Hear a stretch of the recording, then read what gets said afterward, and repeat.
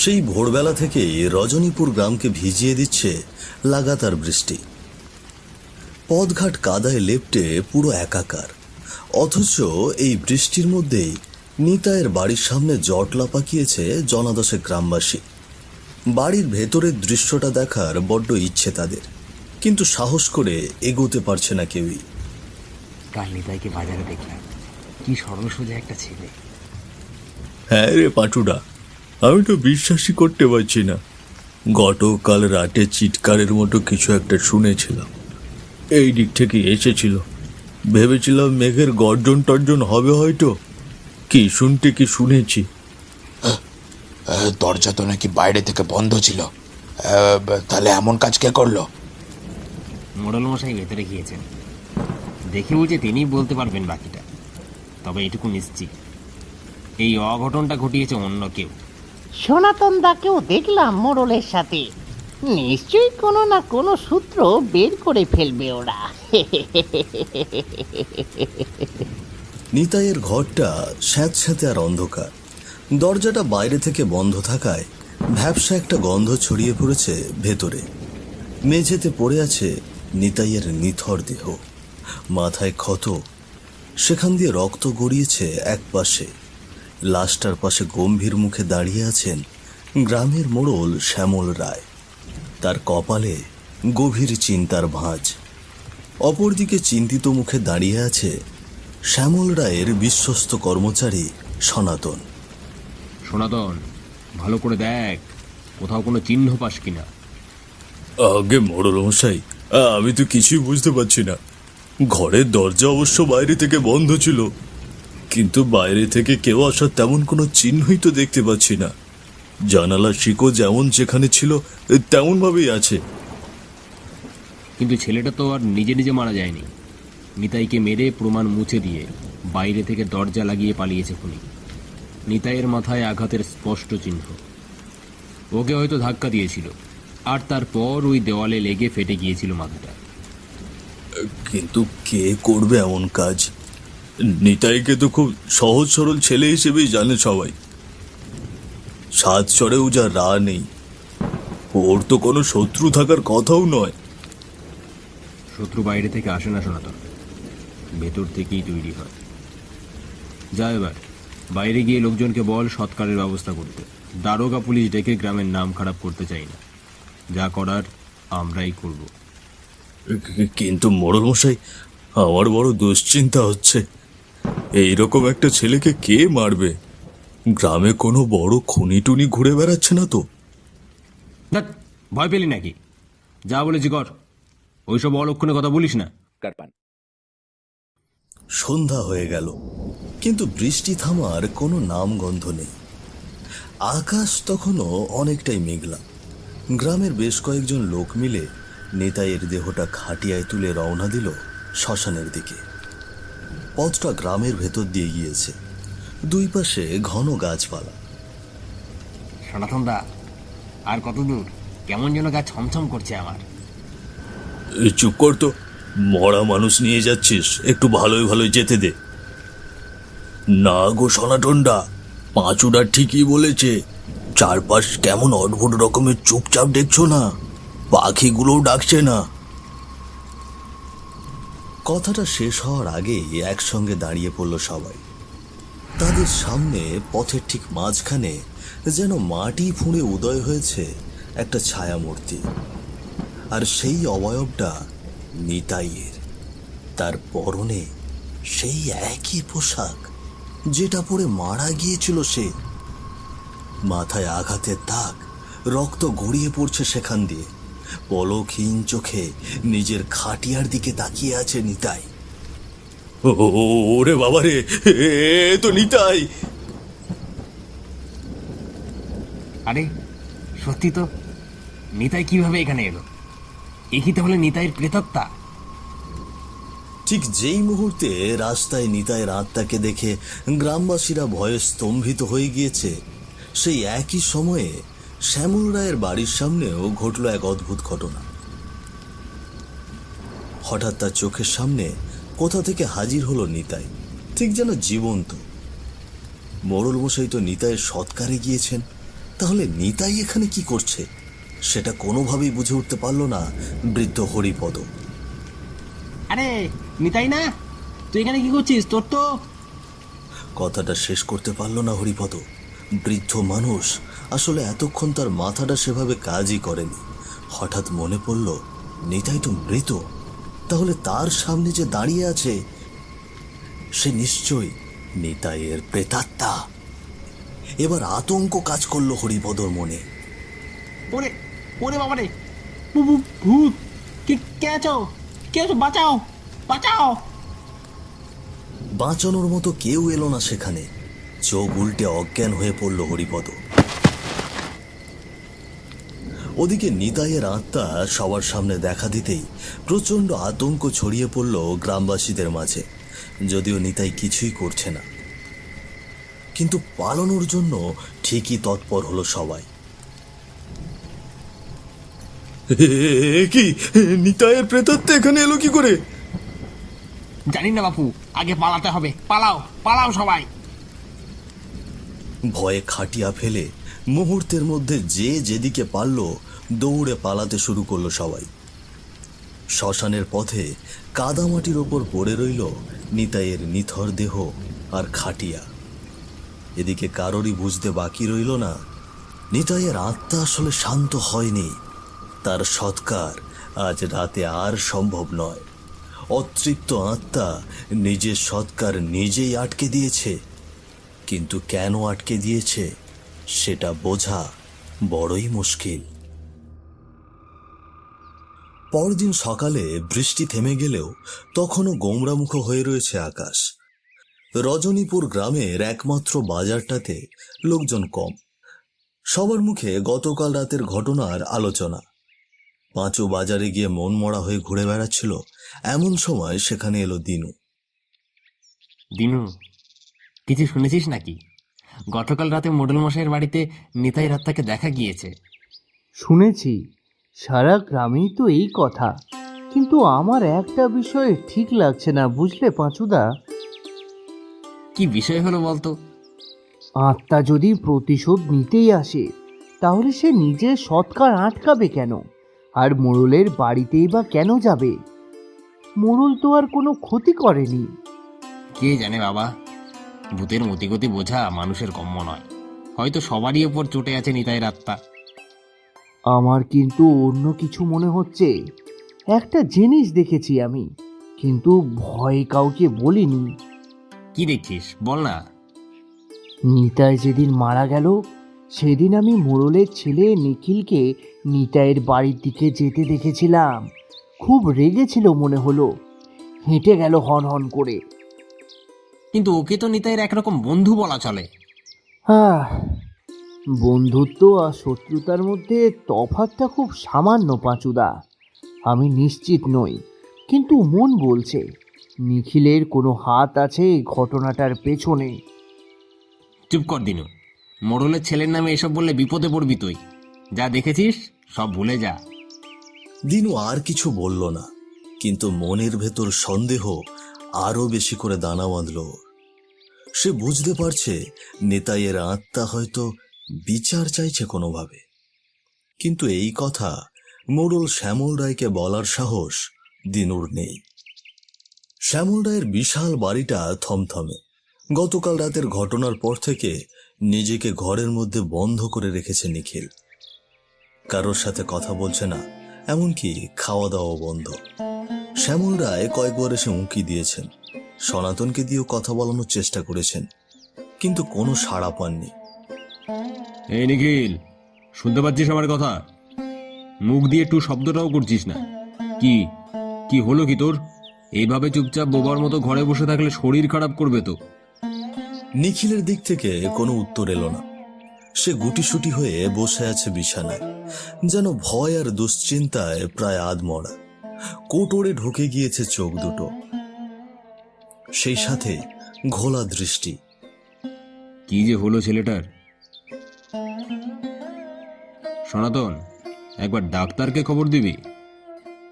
দিচ্ছি মোড়ল মশাই, কিন্তু আমার মনে হয় এ রোগের চিকিৎসা ডাক্তারের কাছে নেই। মানে কি বলতে চাস তুই?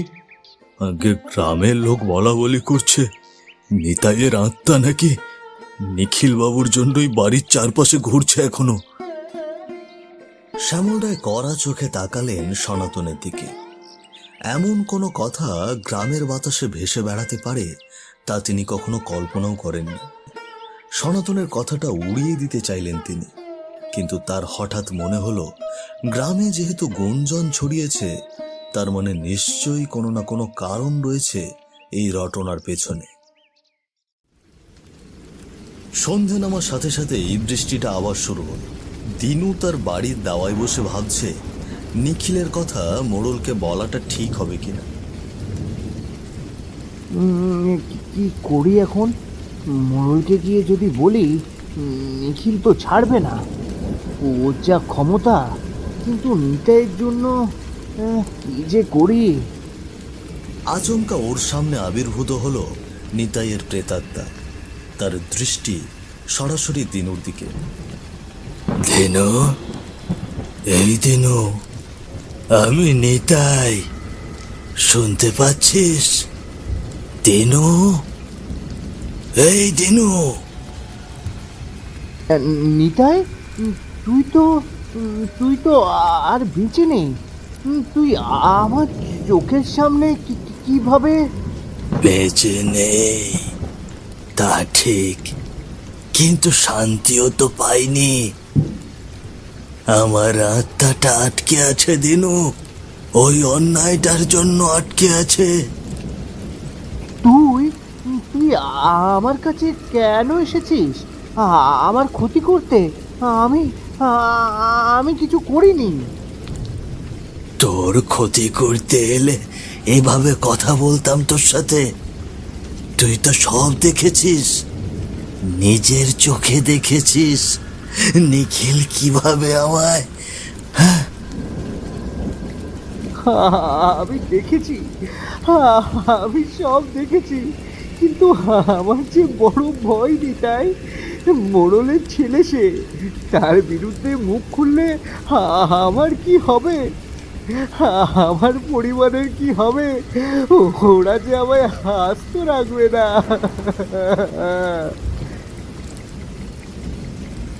ভয়ের চেয়ে সত্যিটা কি বড় নয়?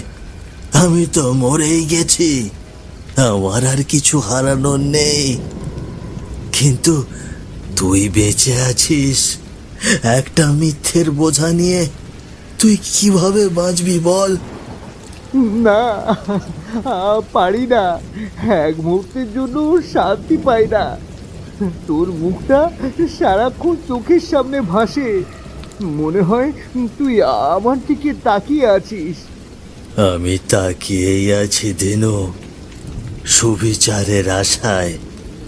তুই একমাত্র সাক্ষী। তুই মুখ না খুললে আমার মুক্তি নেই। ওই নর পশুটা ঘুরে বেড়াবে, আর আমি এখানে ছটফট করব।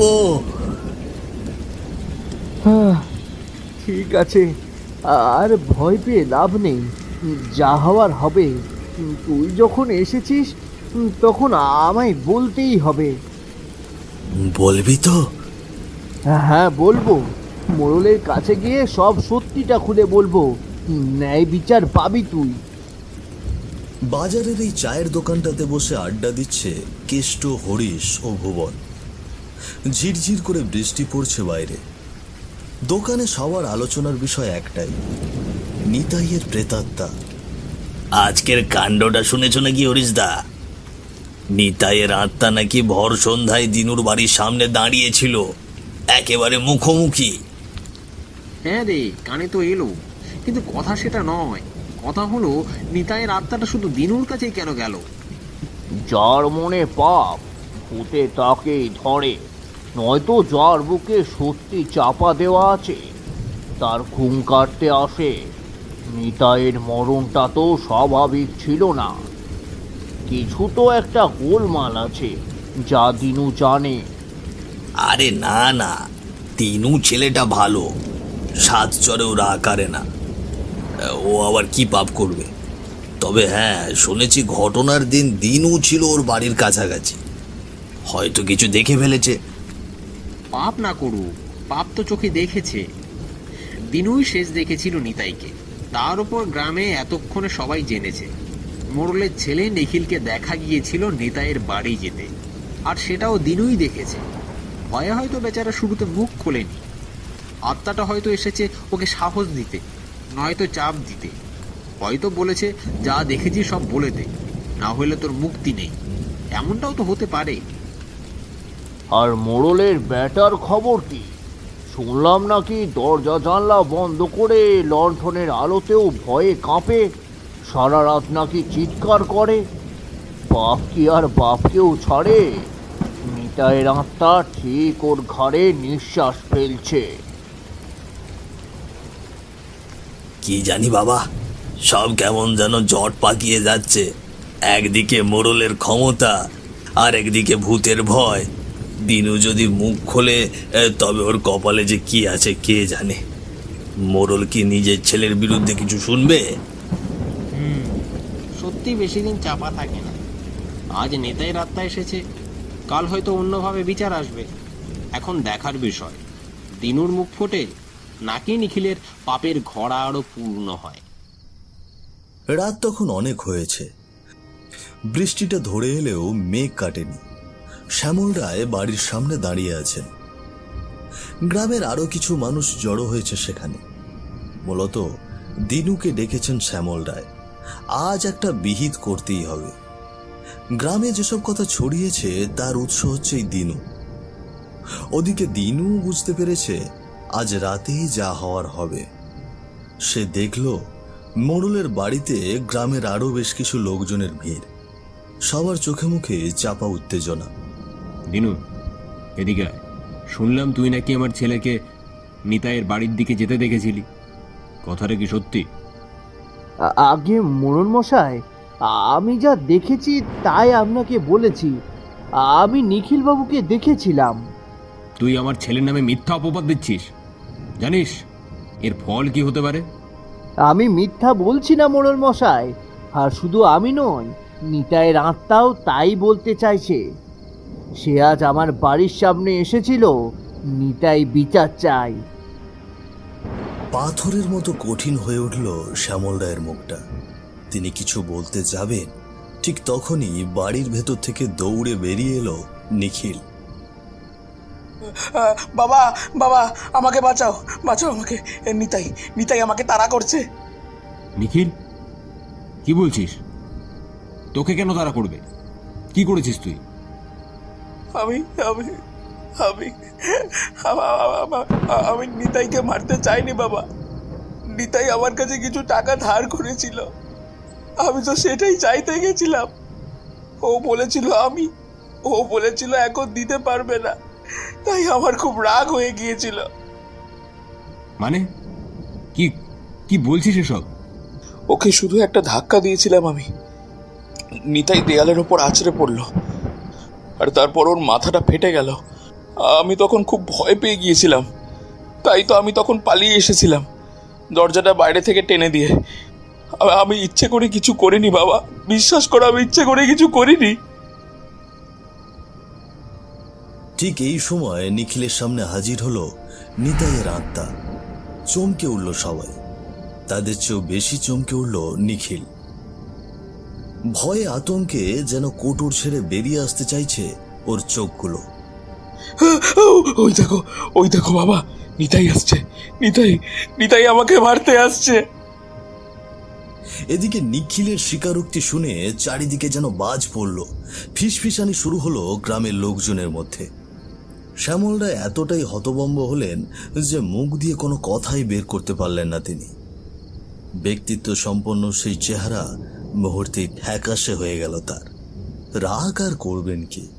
একরাশ অবিশ্বাস আর মানসিক যন্ত্রণায় যেন দুমড়ে মুচড়ে যাচ্ছেন শ্যামল রায়। নিজের কানকেও বিশ্বাস করবেন কিনা তা নিয়েও দ্বিধা কাজ করছে তার মনে। চুপ কর! একটা নিরীহ ছেলের জীবন কেড়ে নিয়ে এখন দুর্ঘটনা দোহাই দিচ্ছিস। তোকে আমি এই শিক্ষা দিয়েছিলাম? আমি ইচ্ছে করে করিনি বাবা, বিশ্বাস করো, ওটা একটা দুর্ঘটনা ছিল। আমাকে বাঁচাও। চুপ কর! একটা নিরীহ ছেলের জীবন কেড়ে নিয়ে এখন দুর্ঘটনার দোহাই দিচ্ছিস? মোড়ল মশাই, এবার কি করবেন? নিজের ছেলে বলে কি ছেড়ে দেবেন? চুপ কর, দেখতে থাক কি হয়। শ্যামল রায় কিছু সময় চুপ করে রইলেন। এক মুহূর্তের জন্য সবার মনে হলো তিনি বুঝি কথা বলার শক্তি হারিয়ে ফেলেছেন ছেলের এই কর্মকাণ্ডের কথা শুনে। নিতাইয়ের সাথে অন্যায় হয়েছে, আর সেই অন্যায়ের বিচার হবে। কথাটা শুনে চমকে উঠল নিখিল। ওদিকে অবাক হয়ে গেল সনাতন আর গ্রামবাসীরা। আমি এই গ্রামের মোড়ল। আমার কর্তব্য গ্রামের শান্তি আর ন্যায় রক্ষা করা। আমার ছেলে অপরাধ করেছে, তাই সে শাস্তি পাবে, আর শাস্তি সবার জন্য সমান। বাবা, তুমি কি বলছো? সনাতন, কাল সকালেই তুই থানায় খবর দিবি। নিখিলকে গারদে পড়ে দিক। যা শাস্তি পাবার ও অবশ্যই পাবে। আমি কোনো বাধা দেব না। কথাগুলো বলবার সময় একবারের জন্য কাঁপল না শ্যামল রায়ের গলা।